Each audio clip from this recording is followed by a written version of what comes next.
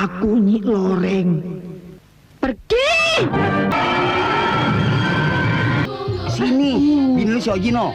Datang. La ilaha illallah. Bahwa wanita harimau itu adalah Katemi. Masya Allah. Ilmu siluman wanita harimau. Ada mayit? Mayit? Iya. Allahu Akbar. Bagaimana kalau harimau jadi-jadian? Apakah tetap kita biarkan hidup? Inilah wanita harimau jadi-jadian, Pak.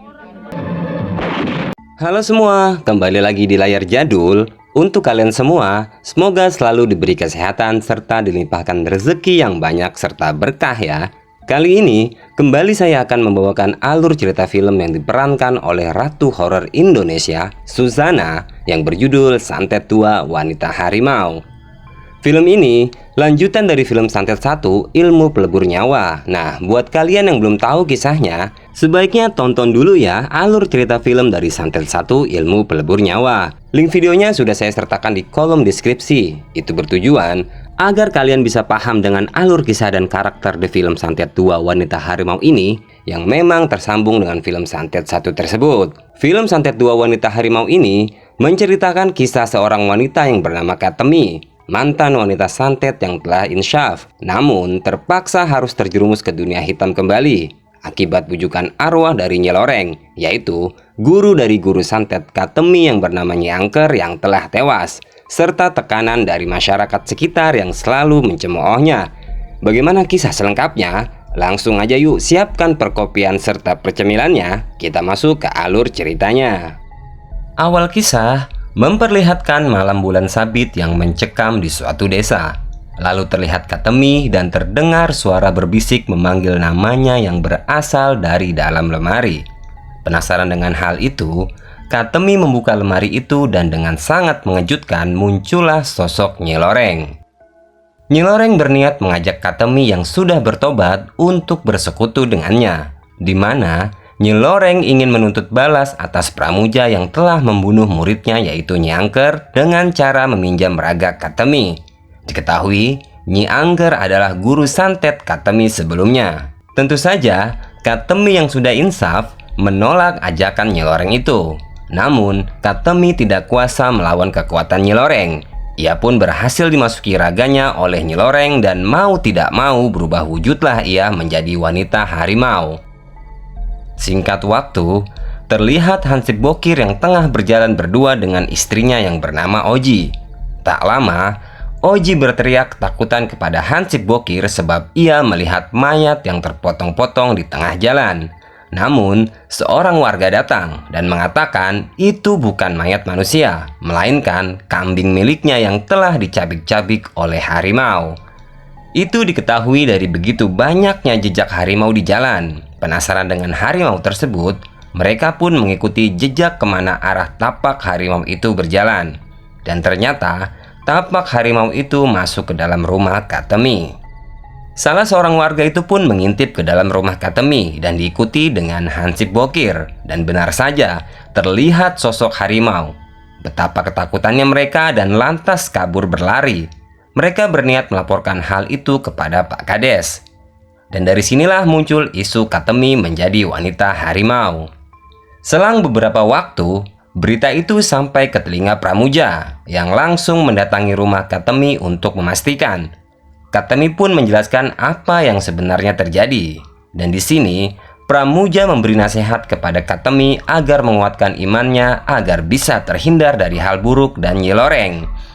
Keesokan harinya, saat Katemi tengah berbelanja di pasar, ia mendapatkan cemoohan dan ejekan dari warga yang mengatakan bahwa ia wanita harimau. Dan di sini pula muncul sosok Brahma, anak Bisman yang baru datang dari kota. Brahma pun langsung mendapat sambutan hangat dari anak-anak buah ayahnya yaitu Bisman. Saat malam hari, terlihat Katemi yang sudah putus asa dan tak kuat dengan cemoohan dan ejekan warga, ia pun berniat bunuh diri dengan cara menggantungkan dirinya.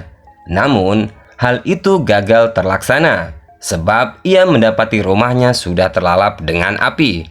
Terbakarnya rumah Katemi tidak lain perbuatan anak buah Brahma atas perintahnya. Hal itu ia lakukan lantaran ia ingin membalas dendam kepada Katemi atas terbunuhnya Bisman, ayahnya. Mas Pramuja, rumah Katemi kebakar. Masya Allah.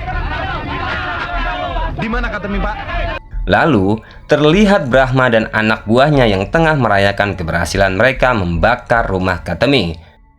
Namun tanpa disangka Katemi berhasil menyelamatkan diri. Ia terus berjalan ke tengah hutan dan memasuki sebuah gua. Yang tak lain, gua itu adalah kuburan Nyi Loreng. Bertemulah Katemi dengan Nyi Loreng, dan akhirnya di sini Katemi menerima bersekutu dengan Nyi Loreng sebab keputusasaannya, dan ia sudah tidak kuat dengan hal-hal buruk yang terus menimpanya. Singkat cerita, terlihat Hansip Nasir yang tengah berpatroli seorang diri, dan betapa terkejutnya dia karena melihat sesosok mayat warga yang sudah tercabik-cabik. Ia pun lantas begitu ketakutan dan berlari sekuat-kuatnya.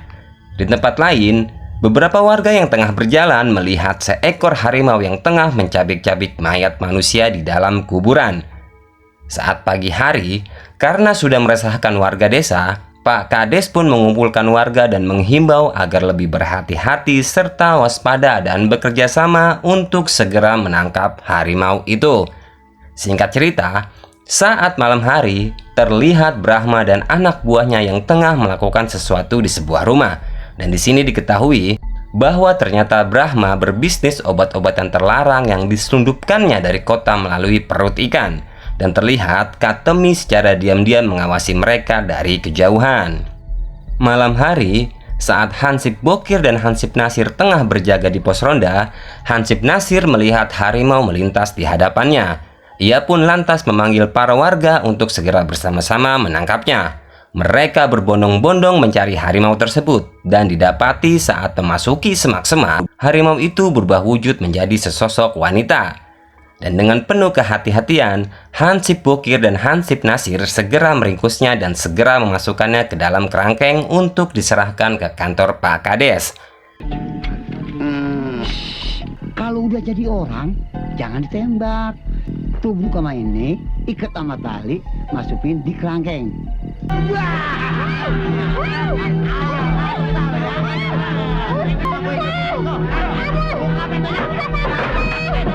Pagi harinya, tersebar berita bahwa harimau yang berubah menjadi wanita sudah tertangkap. Berbondong-bondonglah para warga ke kantor Pak Kades untuk menyaksikan hal itu. Lapor, Pak. Inilah wanita harimau jejadian, Pak. Boleh gua ngikat. Kalau ketahuan sih gampang. Ternyata yang tertangkap bukan wanita harimau, melainkan Oji, istri dari Hansip Bokir. Para warga pun tertawa terbahak-bahak melihat akan hal itu. Dan di tengah-tengah keramaian warga itu, Pramuja mengatakan kepada para warga agar tidak usah resah lagi tentang isu harimau ini. Sebab ia sudah tahu siapa dalang di balik ini semua, dan ia pun berjanji akan menyelesaikan dan mengatasi semua ini seorang diri. Lalu kita diperlihatkan pasukan kepolisian yang tengah di kantor Kades. Rupanya pihak kepolisian sudah mengendus keberadaan Brahma dan ingin segera meringkusnya. Diketahui Brahma ternyata buronan kepolisian karena selain berbisnis obat-obatan terlarang, ia juga melakukan kejahatan-kejahatan lainnya di kota. Di tempat kediaman Brahma, 2 orang anak buah Brahma tewas terbunuh oleh Katemi yang secara tiba-tiba dengan ilmunya berhasil menyelinap ke dalam rumah Brahma. Sementara Brahma yang menyadari dirinya sudah dikepung oleh polisi berniat melarikan diri. Dan betapa terkejutnya ia melihat kondisi kedua anak buahnya saat ia hendak mengajak mereka melarikan diri. Brahma melarikan diri ke tengah hutan, namun tanpa ia sadari Katemi sudah menunggunya. Dan terjadilah pertemuan keduanya. Di sini dengan kesaktian yang dimiliki, Katemi berhasil menghabisi Brahma dengan cara menembaknya dengan pistol yang dibawa Brahma itu sendiri. Dan hal itu disaksikan oleh Pak Kades, kepolisian, serta para warga yang memang sedari tadi melakukan pengejaran terhadap Brahma. Setelah kejadian itu, Katemi kembali merubah wujudnya menjadi harimau dan terjadilah pertemuannya dengan Pramuja. Di sini Pramuja masih terus menasehatinya. Namun, Katemi yang sudah terhasut oleh Nyi Loreng tidak memperdulikan nasihat Pramuja dan terus menyerangnya. Singkatnya, Pramuja berhasil menaklukkan harimau jelmaan Katemi itu hingga harimau itu berubah kembali menjadi Katemi seutuhnya. Dengan tiba-tiba muncullah sosok Nyi Loreng dari belakang Pramuja dan langsung menyerang Pramuja. Terjadilah pertarungan antara Nyi Loreng dan Pramuja. Nyi Loreng yang begitu dendam kepada Pramuja terus menyerang Pramuja dengan tipu daya dan kesaktiannya. Namun, Pramuja berhasil mengatasinya dan saat ada kesempatan menancapkan batang pohon ke tubuh Nyi Loreng hingga membuatnya tak berdaya. Dan di saat akhir ini, dibarengi Pramuja memanjatkan doa, sehingga semakin membuat Nyi Loreng merintih tak berdaya. Dan akhirnya tubuh Nyi Loreng terbakar dan meledak, yang membuatnya hancur berkeping-keping. Setelah berhasil menghabisi Nyi Loreng, dengan disaksikan para warga, Pak Kades menghampiri Pramuja dibarengi dengan Katemi. Pak Kades memberikan saran agar Katemi dapat terarah dan tidak kembali lagi ke dunia hitam. Ada baiknya Katemi dan Pramuja diikat dengan pernikahan. Katemi dan Pramuja pun mengiyakan akan hal itu. Dan film pun berakhir. Begitulah kurang lebih alur cerita film ini. Semoga bisa menjadi hiburan dan tontonan yang menarik buat kalian ya. Mohon maaf jika ada kesalahan ataupun kekurangan. Saya izin undur diri dan sampai bertemu lagi di video selanjutnya ya.